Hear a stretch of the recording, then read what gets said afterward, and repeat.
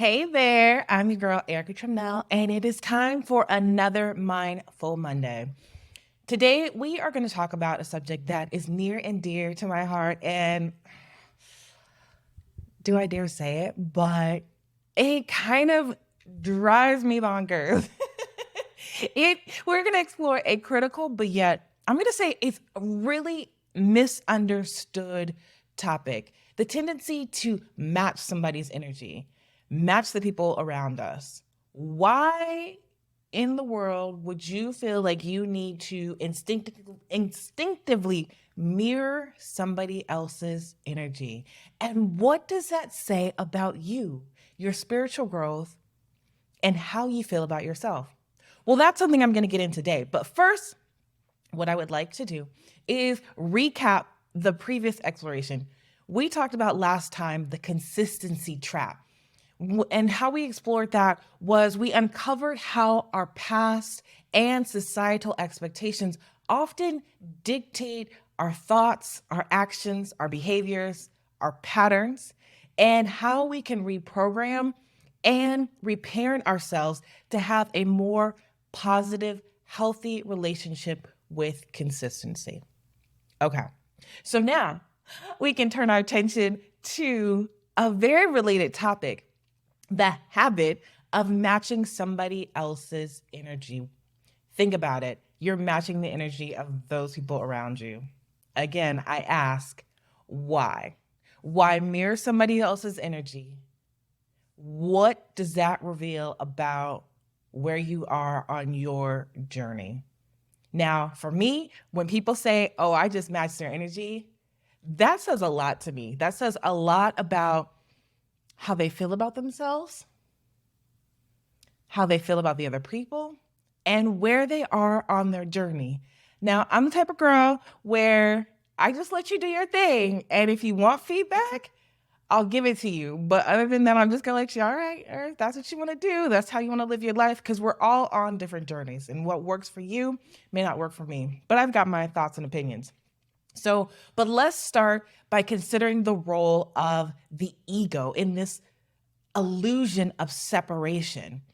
Because when you say you want to match someone's energy, that's what you're doing, is you're creating a separation between you and the other person. So picture you walking into the room happy only to find yourself absorbing the negative energy and the sour moods of people around you. Now, this is a classic example of the ego and the illusion of separation at play here. It's really akin to donning on a heavy winter fur coat and it's freaking sunny outside. It's unnecessary and it's uncomfortable. We often think about matching energies as a way to bridge a gap and connect with someone, but really in a relationship, what you're doing when you're matching energy is you're building a wall. It's saying, I am separate from you, I'm separate from the world, and so I'm going to bring myself down, because generally the term is used in a negative connotation. I'm going to bring my energy down to match your energy. I'm going to give you just as little as you give me. But that could be really harmful. And I want to use the analogy of crystals. I'm a crystal girl. I love my crystals. So imagine asking an amethyst to behave like it's black tourmaline.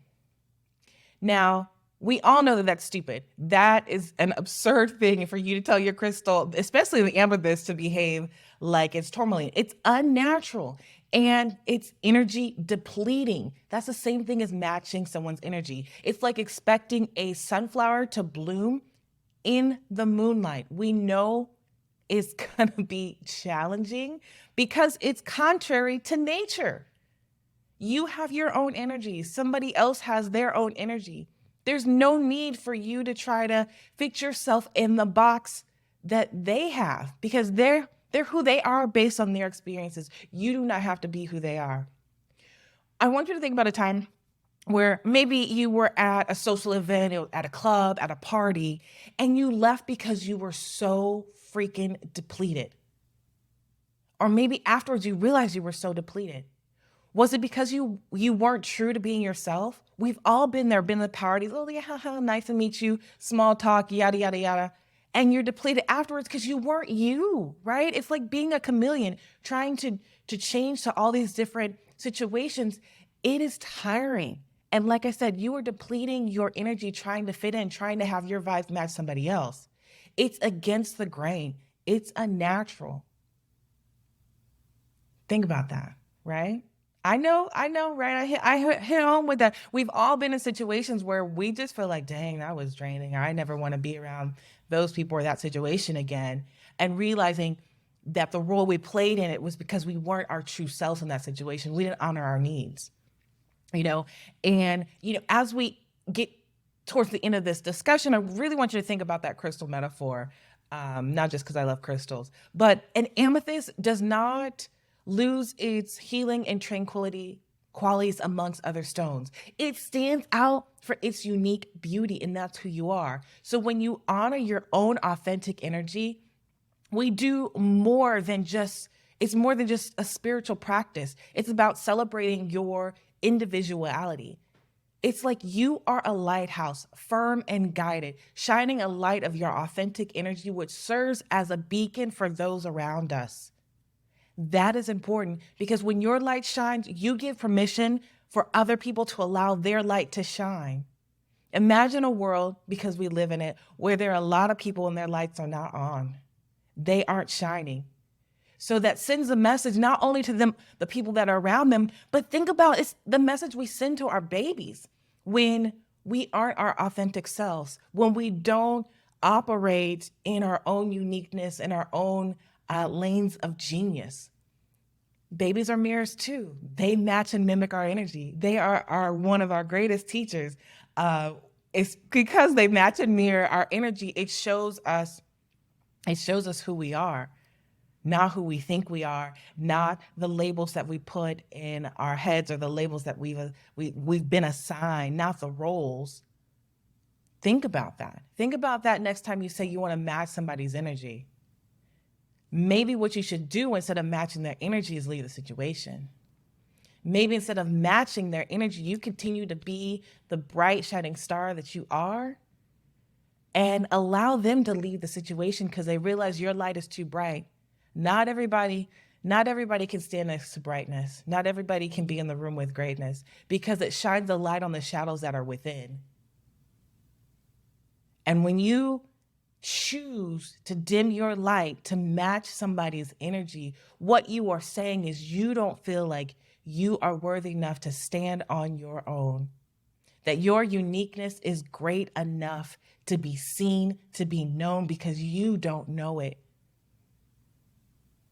So, in conclusion, I want you to remember that your energy is needed in this world. And you really do yourself a disservice and you're really betraying yourself when you do match somebody's energy. Or you say you're going to match, the energy. You can think of it like we all are flowers in a garden. Each flower is different. Each flower has its own unique energy and its own unique beauty. And if you are someone who is realizing right now that you have a tendency to say, I'm going to match the energy of somebody else. I'm going to bring my light down to match them. I'm going to give them the bare minimum because that's what they give me. I challenge you to question your choice. I challenge you to question that response, or maybe it's a reaction. Why do you feel the need to dim your light? And if you're ready to make a change, some things that you can do, you could start by celebrating your own uniqueness. You have an energy and a vibration that's different than somebody else's, and that's okay. There's nothing wrong with that. You can think about all the times you matched somebody's energy or you dimmed your light. Think about what it cost you. It's like a butterfly trying to go backwards and be a caterpillar again. It's regressive and it's definitely counterproductive. See moments as just a mismatch. It is what it is. And looking for opportunities for you maybe to grow and shine some more. Be your own sun. And then affirm your true self. Stand tall in your authenticity, your beauty. Let both it be a strength that you give to the world and a gift. I want you to think about this and enjoy this week being your true self, shining brightly with your own vibrational frequency. Not everybody is good enough to stand next to the warmth that you have. Not everybody can stare into the sun, you're too bright. Remember, in a world that often values conformity, your greatest power is in your own unique energy. So until next Monday, may you stay mindful and cherish your own unique self. Bye.